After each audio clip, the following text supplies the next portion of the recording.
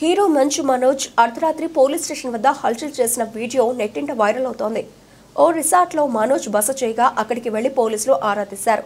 దీంతో ఆగ్రహానికి గురైన మంచు మనోజ్ నన్ను అరెస్టు చేయడానికి వచ్చారా అని పిఎస్ వద్ద నిరసనకు దిగారు. వీడియోలు నెట్టింట వైరల్ అవుతున్నాయి.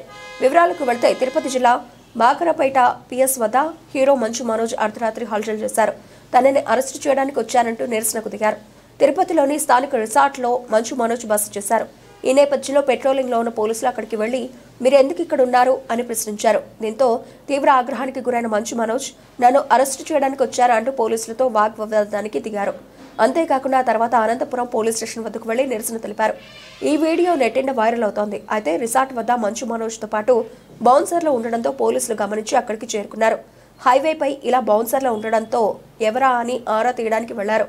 దీంతో ఆగ్రహానికి గురైన మంచు మనోజ్ నన్నెందుకు వేధిస్తున్నారంటూ పోలీసులను అడిగాడు.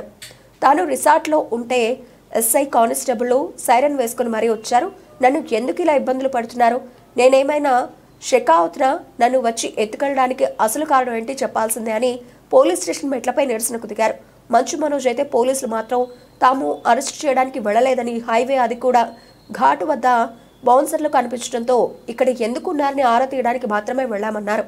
2 రోజుల క్రితం మనోజ్ చంద్రగిరిలో నిర్వహించిన ఓ కార్యక్రమంలో పాల్గొనడానికి వచ్చారు.